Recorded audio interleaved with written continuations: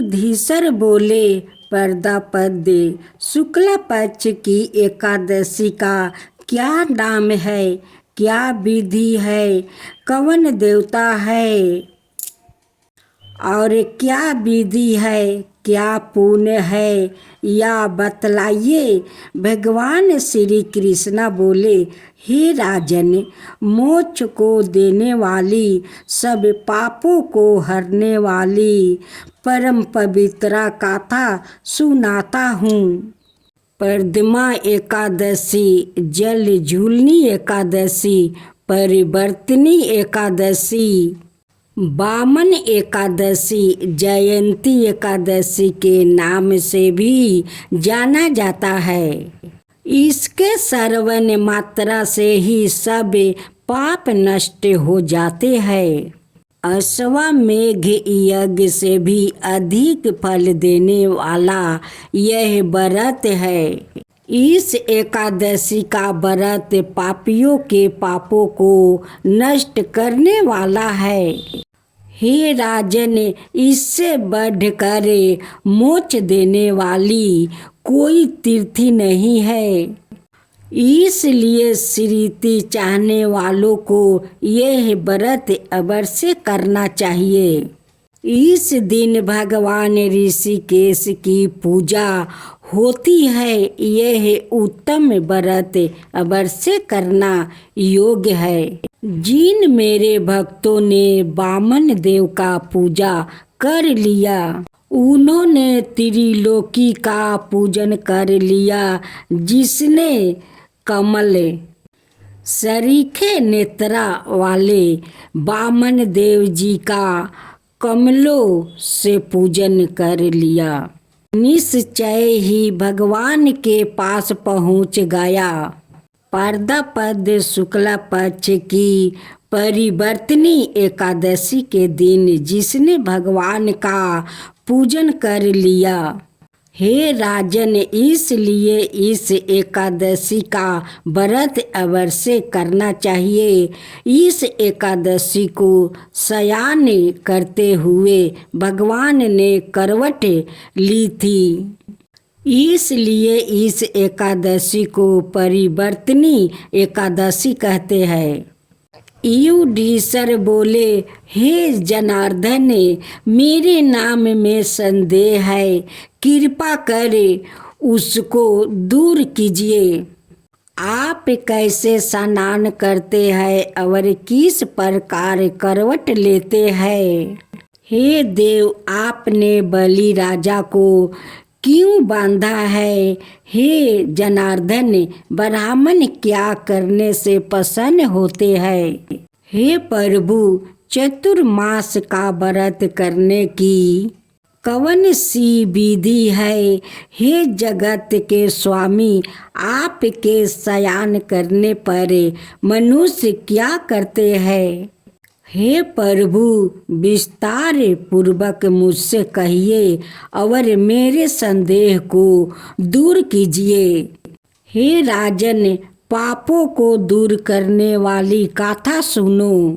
हे निरूप, पहले त्रेता युग में बलि नाम का दैत्य था। ओ भक्ति में तत्पर नित्या मेरा पूजा किया करता था। अनेक प्रकार के सूत से मेरा पूजा करता था। ब्राह्मणों का पूजा और यज्ञ करता था, परंतु उसने इंद्र से बैर करे इंद्र लोक के देवताओं का लोक जीत लिया। इससे चिंतित हो सभी देवगण मेरी शरण में आए, अनेक प्रकार से मेरी स्तुति की। देवताओं के साथ बृहस्पति जी ने मेरा अनेक विधियों से पूजन किया। तब देवताओं के पूजन से प्रसन्न होकर मैंने वामन रूप धारण किया। संपूर्ण ब्रह्मांड जिसमें अस्तित्व है, ऐसे उस रूप में वामन ने सत्या में तत्पर राजा बलि को जीत लिया। युधिष्ठिर बोले, आपने वामन रूप में असुर बलिराज को कैसे जीत लिया? हे देवस, या गाथा विस्तार पूर्वक कहिए, मैं आपका परम भक्त हूँ। श्री कृष्णा बोले, मैंने ब्रह्मचारी बालक का रूप धारण कर बलिराज से याचना की कि मुझे 3 पग भूमि दीजिए, वह मुझे तीनों लोगों के सामने होगी। राजा बलिदान वीर थे, उन्होंने मुझे 3 पग भूमि दान कर दी। संकल्प करते ही मेरा शरीर बढ़ने लगा। भूलोक में पैर फैला दिए, भूलोक में जंगे हो गई।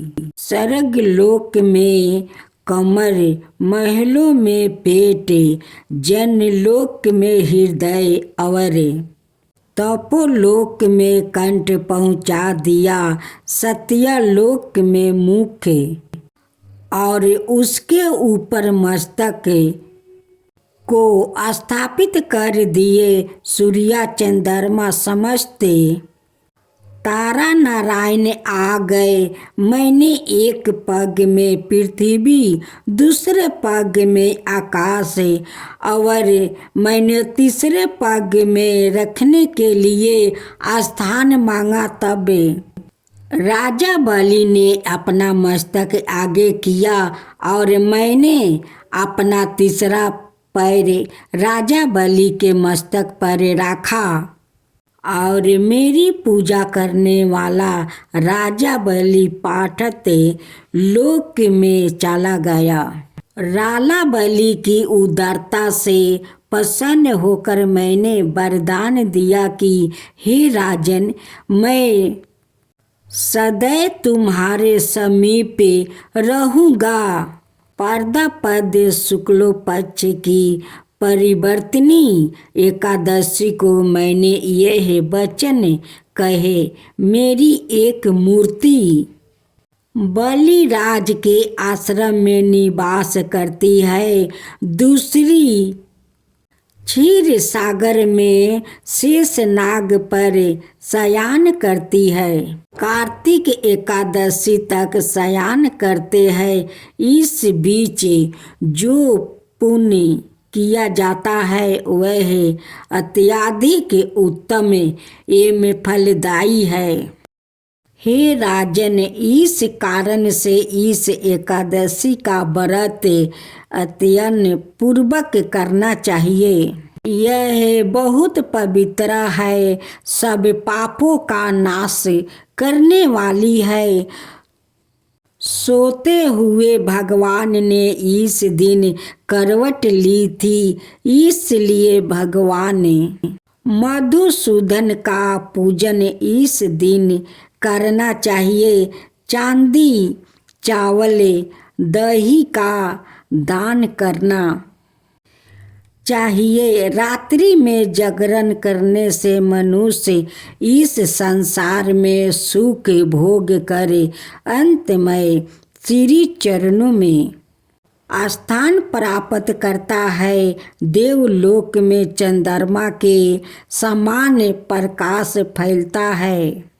जो मनुष्य परिवर्तनी एकादशी का विधि विधवत व्रत एवं पूजन करता है, इस कथा को सुनता है, उसको हजारों अश्व मेघ यज्ञ के समान फल प्राप्त होता है।